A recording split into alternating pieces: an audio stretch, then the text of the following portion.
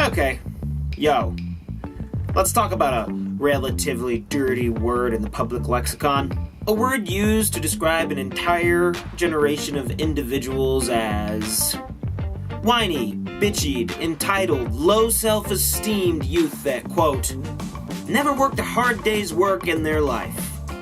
That want free food, beanbags, and for their work to have some sort of inherent meaning in the grand scheme of things in this broken, boiling shit stain of a world that a previous generation handed to us on a silver platter with a garnish of go fuck yourself. Wait, I'm getting ahead of myself. Sorry, rewind.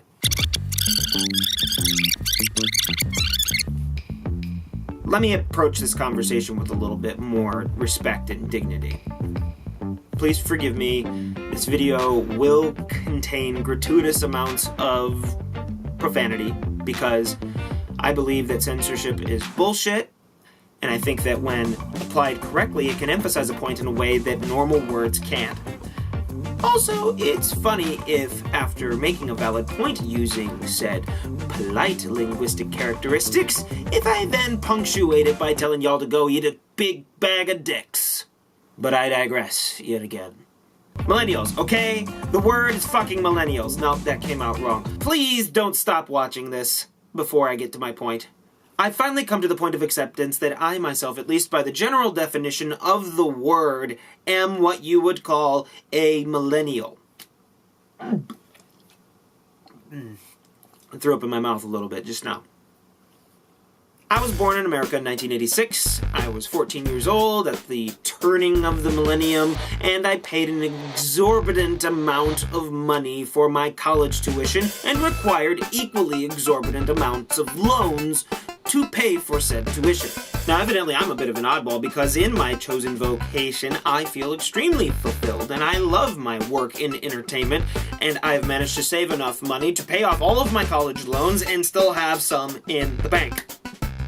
Never mind the fact that the economy tanked like literally the second that I graduated college. But we're not talking about me. We're talking about my so-called generation.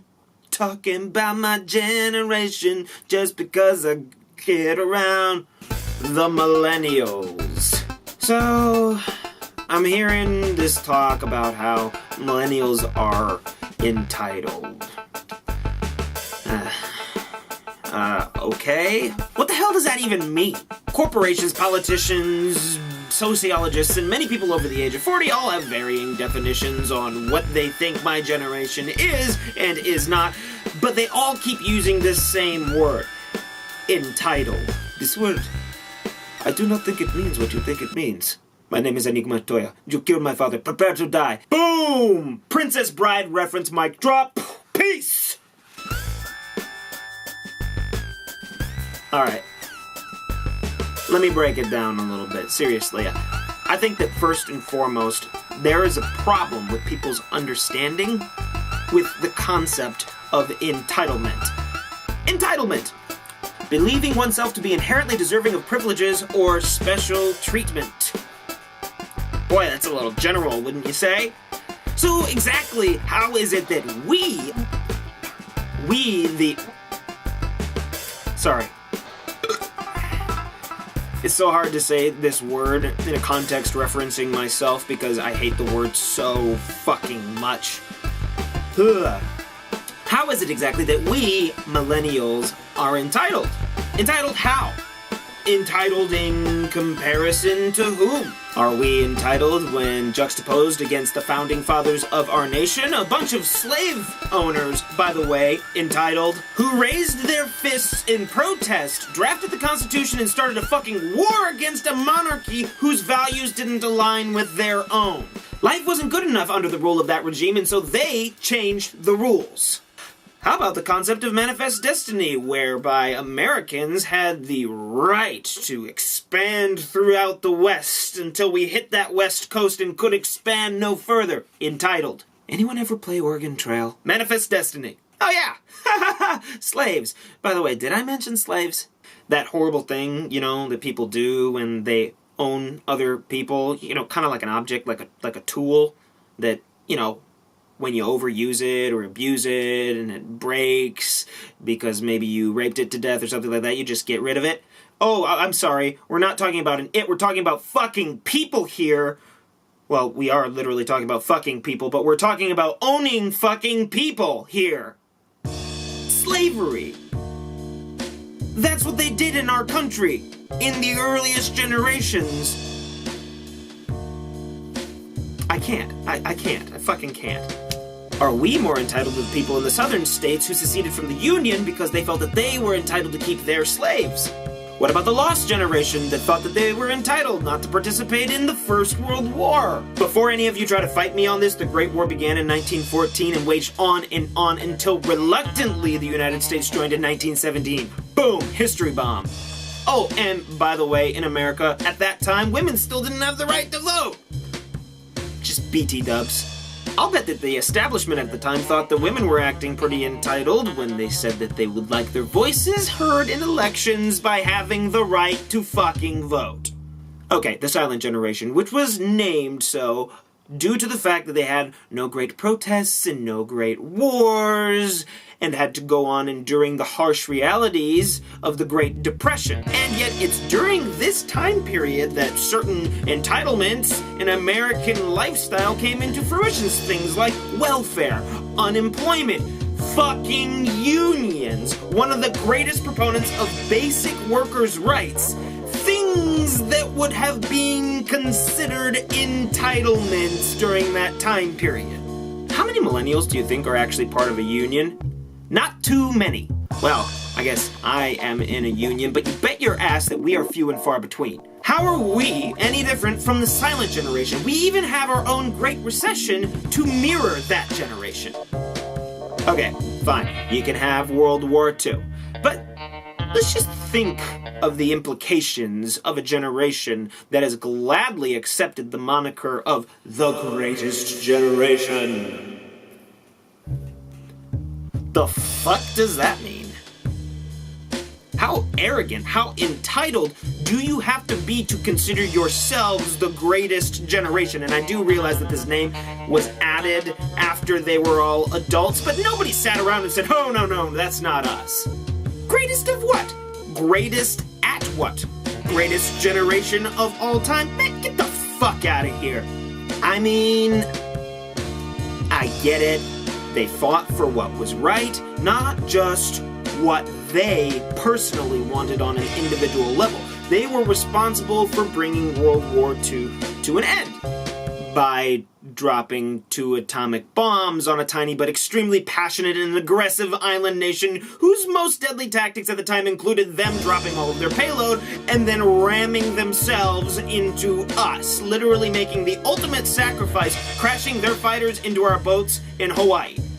That was like their best move. And for that we invaded Okinawa for a bit and then decided, you know what, fuck this, nuke them. You know what? Nuke them twice, just in case they didn't get the message the first time. Here we are over in the US going, oh, we feel that we're entitled to use these experimental weapons on this huge population of civilians because, you know, the other guy kind of sucker punched us and now we all look like a bunch of doofuses. I mean, like, how many civilians died in Pearl Harbor anyway? 49. Yeah. 49 civilians died in Pearl Harbor. 49? Yeah. 49 civilians died in Pearl Harbor. Wait a minute, how many civilians died in the nuclear attacks on Japan? About 100,000 or so civilians, and that's like the lowball estimate. It could be as many as 250,000 people. What?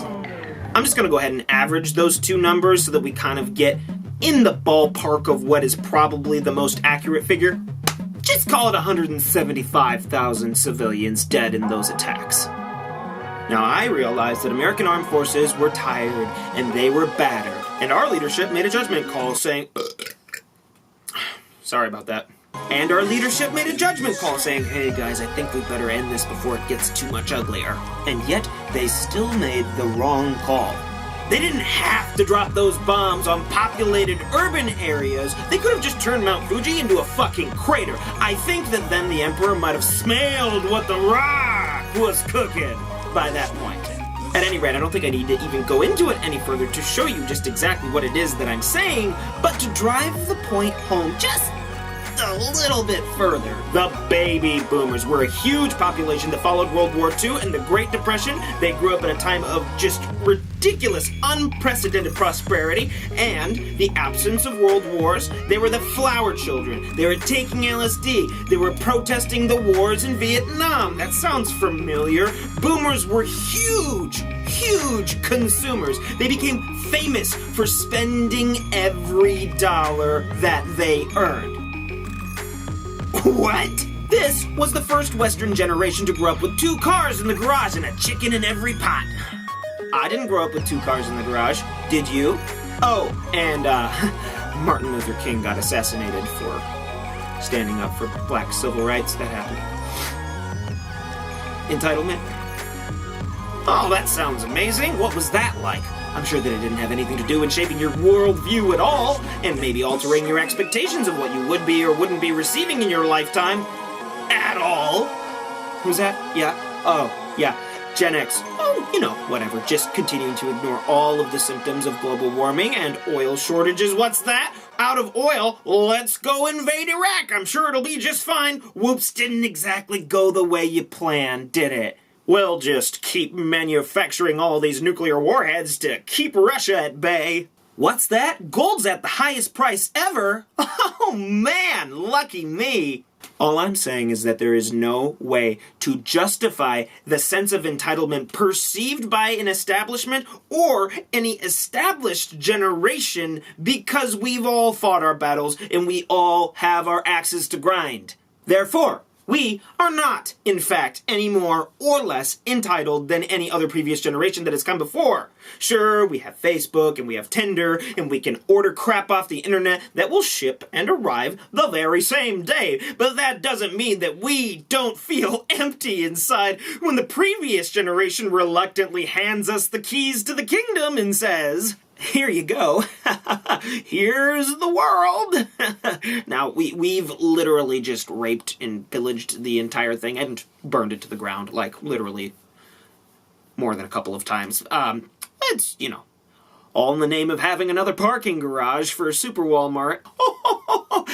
And we've shipped all of your potential career opportunities and future jobs overseas, abroad, and anything you've ever had or will have or own or love is all the result of that despair, destruction, and mistreatment and suffering that we caused. So enjoy that. Ooh! But here's a shiny new device with a bunch of flashing lights on it. You little shit. Why aren't you fucking grateful? I don't know. Why am I not grateful? We work longer hours for less pay. Advancement is impossible because the middle management is a bunch of baby boomers and Gen Xers that can't or won't shit or get off the pot. I can't tell which. I hear a lot of people say, grow up. Grow up. Grow up and what? Be like you? So millennials, what can we do as a generation? Well, we can unionize. We can refuse to work for the garbage that they want to give us. And when we do start our own companies, our own organizations, new establishments, we can be sure to treat all generations with the same respect that we would expect for ourselves. We have to be better than the ones that came before. And that's all there is to it. And when it comes time for the next generation to inherit the earth from us, we must leave it to them in a better condition than when we found it. Because the state at which we found it was unacceptable.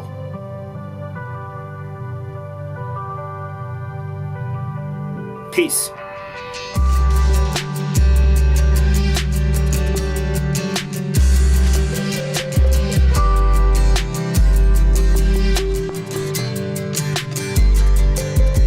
eat a big bag of dicks.